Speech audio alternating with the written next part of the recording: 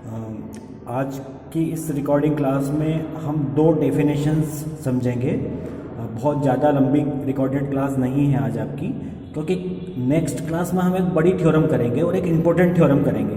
लेकिन उस थ्योरम को समझने के पहले आपको दो डेफिनेशन समझना ज़रूरी है। सबसे पहले हम पढ़ रहे हैं नॉर्मल एंड सब नॉर्मल सीरीज़, इसकी डेफिनेशन पढ़ रहे हैं।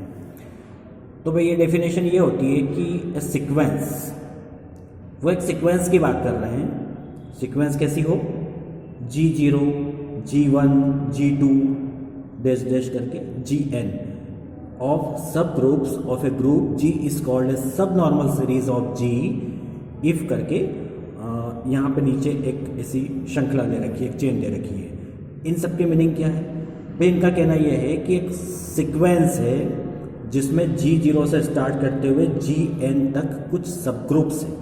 ये सब के सब क्या है? ये सब ग्रुप्स हैं, ग्रुप्स नहीं है। और क्या होता है सब ग्रुप्स का मतलब क्या होता है? जब भी कोई नया वर्ड आए तो पुराना वर्ड जरूर देख लिया करो, पुरानी डेफिनेशन। इनने कहा कि ये सब ग्रुप्स है, तो सब ग्रुप्स मतलब क्या होता है? सब ग्रुप्स मतलब ये किसी न किसी ग्रुप के सबसेट्स हैं, उसी में से आए हैं, और इसमें भी ग्रुप की सारी प्रॉपर्टी अप्लाई होती है, इसलिए इसको सब ग्रुप कहते हैं। तो ये बहुत सारे सब ग्रुप्स हैं। और किसके सब ग्रुप है ये? तो आगे इन्होंने लिखा है जी के सब ग्रुप है। तो हम एक सब नॉर्मल सीरीज इसको कहेंगे, इस सीक्वेंस को। और कब कहेंगे? जब ये वाली बात लागू हो जाए कि सबसे पहले एक आइडेंटिटी एलिमेंट हो, ई जिसको अपन कहते हैं, वह G0 के इक्वल हो, इस पहले वाले के, सबसे छोटा जो सब ग्रुप है। उसके बाद ये वाला साइन है, ये किसका साइन है?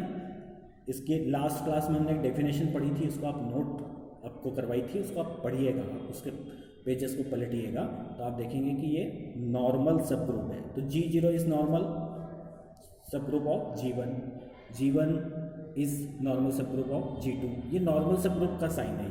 इसके डेफिनेशन अपन लास्ट क्लास में लिख चुके हैं। तो सिंपल सी एक सीरीज है कि आइडेंटिटी से स्टार्ट होगी और ये पहले वाले के इक्वल होगी।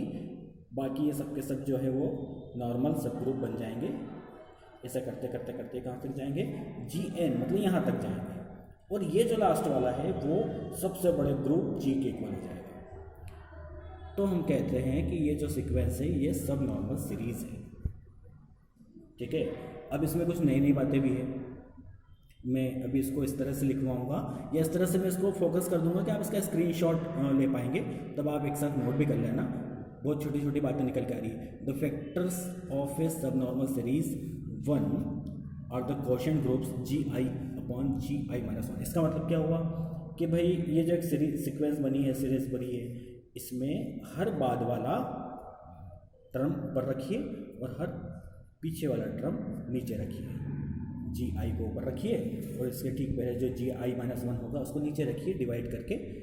तो इसको हम क्या कहते हैं? इसको हम क्वोशिएंट ग्रुप कहेंगे। ठीक है।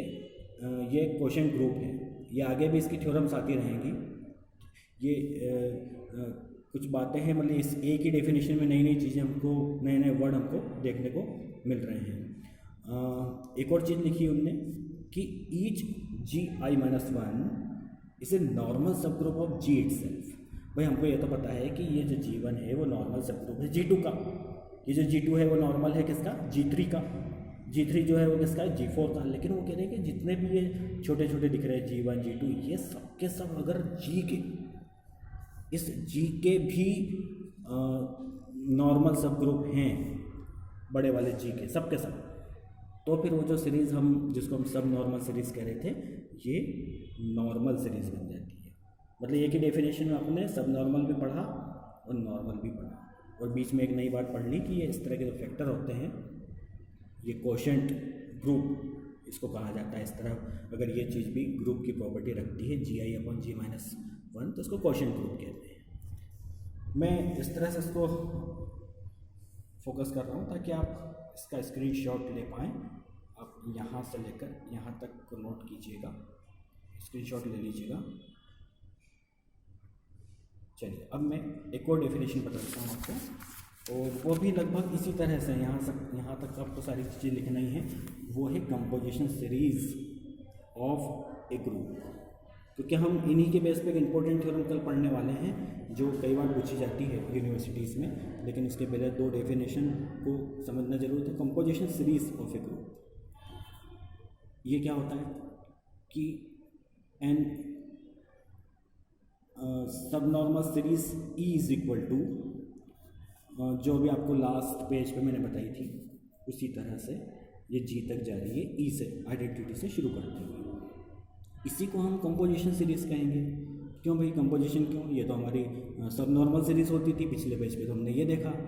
तो इनका कहना है कि यदि ये जो वेक्टर होता है, जो पिछले डेफिनेशन में भी हमने डिस्कस किया था, GI upon G minus I minus 1, वो अगर एक सिंपल ग्रुप बन जाए, वो अगर एक सिंपल ग्रुप हो, ग्रुप तो है बट एक सिंपल ग्रुप जो होता है उसकी प्रॉपर्टीज़ इसमें लागू हो जाए, नॉट एबेलियन, मतलब एबेलियन नहीं हो, सिंपल ग्रुप हो, तो फिर हम कह देते हैं कि वो जो सीरीज़ है वो कंपोजिशन सीरीज़ है। मतलब ये सीरीज़ अपने आप में 2-3 डेफिनेशन कवर कर लेती है ना। पिछले पेज पे हमने देखी, यही सीरीज़ क्या बन जाती है, नॉर्मल सब नॉर्मल बन जाती है।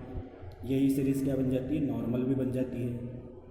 ठीक है, अगर वो G का सब ग्रुप है जो पिछली डेफिनेशन है, तो इस डेफिनेशन में वही सीरीज़ कंपोजिशन सीरीज़ भी बन रही है अगर ये GI upon G minus 1 I minus 1 जो फैक्टर है वो एक सिंपल ग्रुप हो जाए तो।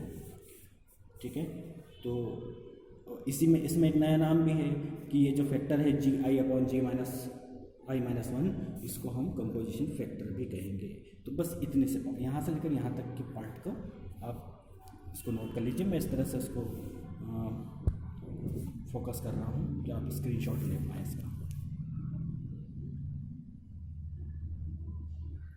ठीक है, तो चलिए आज के इस वीडियो में इतना ही। सिर्फ 2 डेफिनेशन तक हम पढ़ रहे हैं। कल हम एक इम्पोर्टेंट थ्योरम पढ़ेंगे और ये तो हम बाकायदा किसी नोटबुक में इसका प्रूफ सॉल्व करेंगे, प्रूफ हम लेंगे अलग से इसको। आज तो डेफिनेशन थी इसलिए मैंने बुक पे ही आपको इसको समझा दिया। चलिए कल की नेक्स्ट क्लास में मिलते हैं फिर से।